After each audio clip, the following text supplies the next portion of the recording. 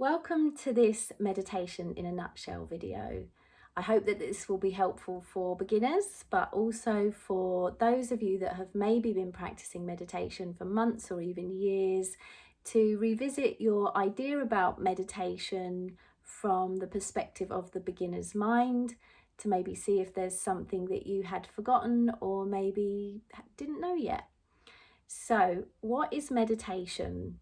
That depends on who you ask. Humans have been practicing various forms of meditation for thousands of years. All around the world, different cultures and faiths have developed their own meditation practices with different intentions. There is no one fully agreed upon definition of meditation that every single practitioner will say, yeah, that's it. So people may meditate to experience a deeper knowing of themselves, of realizing their true essence nature, their soul, their higher self, whatever you might call that. For some people, it will be about being in deep communion and cultivating a relationship with the world around us, be it the natural world or just the universe and everything in it. Some people, it will be more like a relationship with a divinity, a higher power, like a god, deity, something like that. And for some people, it might purely be about being centered, being grounded, finding a sense of inner peace to help them get through their daily lives. Even now, people meditate purely for relaxation purposes. So, your intention for meditating is what's really important, and then having the right technique for that intention, because some techniques, and there's, say, YouTube, for example, has millions of videos and recordings of different meditations, and people may go on there and pick one that sounds nice and appealing, but it may not be necessarily the right meditation technique that supports their intention. So you could go onto YouTube and potentially pick a meditation that really stimulates or enlivens your energy and takes you on some kind of mental journey that brings up all sorts of things out of your subconscious when all you really wanted to do was relax. So it's good to know that there are many different techniques and that they do have different intentions, because you can now start to look out for that.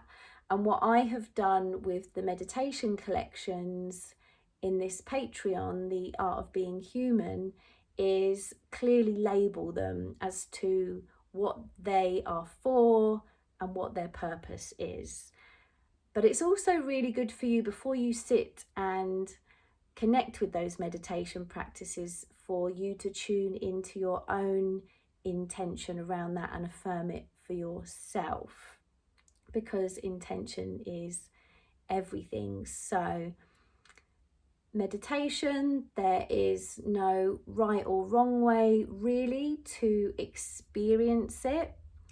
You will have a very unique experience based on your own personal life journey and the kind of person that you are and how you deal with things.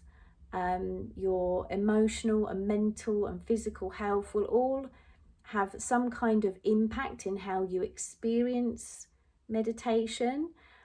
Sometimes people have a tendency to, especially if they meditate in groups, to compare their experience with those of other people's. I would say never do that. Just because someone experiences a meditation one way doesn't mean that you're going to, and vice versa. We're all unique and it's all going to unfold for us in our own special way. Sometimes people have this understanding of meditation that the mind has to be completely empty and clear, and that we shouldn't be thinking, and that if thoughts are coming in, then we're doing it wrong, we're not good at meditation, or that actually meditation is rubbish and it doesn't work. Neither of these things are true. The mind is designed to think. So if you have this idea that your mind should be empty and no thoughts should become, you're trying to force your mind to do something that's very unnatural, and it's not going to like it. So it's going to make more thoughts. So firstly, let go of the idea that you're not supposed to think and that you're bad at meditation, because like I said, neither of those things are true. Thoughts are going to arise. That is a given. Doesn't matter how long you've been meditating. But what can happen as you meditate more and more over time is that there starts to be gaps or spaces between the thoughts. And actually, not so many thoughts rush in as regularly. The intensity of the flow of thoughts can become less, and the mind can become more quiet. But the chances of it becoming completely quiet and still in every single meditation for the entire length of time is really quite rare.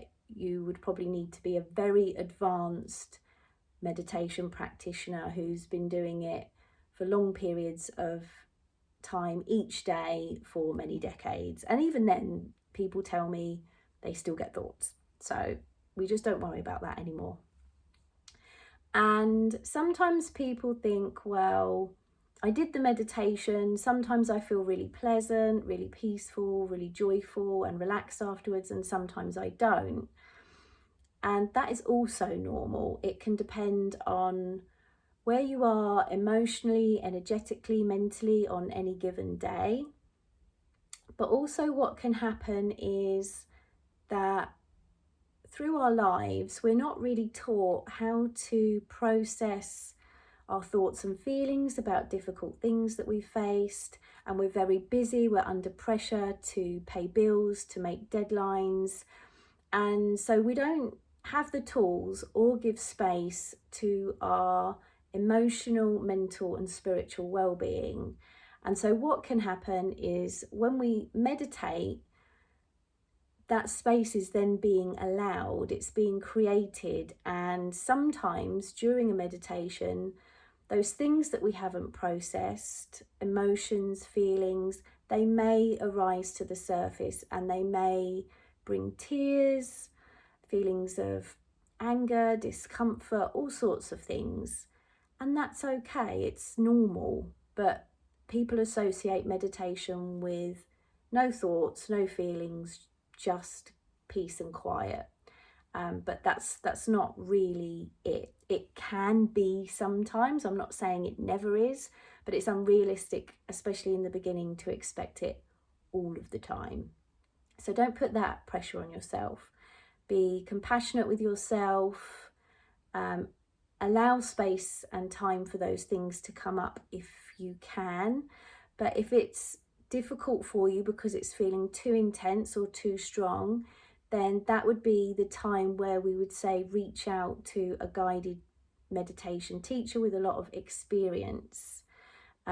So please do reach out to me if you do find, or someone else that you know with the relevant experience, if you find your meditation practice all of a sudden becomes too intensely overwhelming and difficult because stuff is coming up. Because sometimes it could be that you need to take a break from meditation and maybe look at some kind of other support for that. Or it may be that alongside other support, that there are certain types of meditation that might be more helpful at challenging times instead. So I guess what I'm saying is, whilst I love meditation and it's been one of the best things that I've ever learned in my life, it's not always hunky-dory. I think we have to be honest about that, because that's why so many it's not been openly discussed by meditation teachers, that it's not always a simple, easy, peaceful, profoundly blissful and enlightening journey. With the light comes sometimes the dark. So we have to be prepared for that. And hopefully you will find in this space that you can take the process at your own pace, with my support so that you don't feel overwhelmed or like you just want to throw meditation in the bin or feel bad about how you're experiencing it, because there is no right or wrong. There's just being human at the end of the day.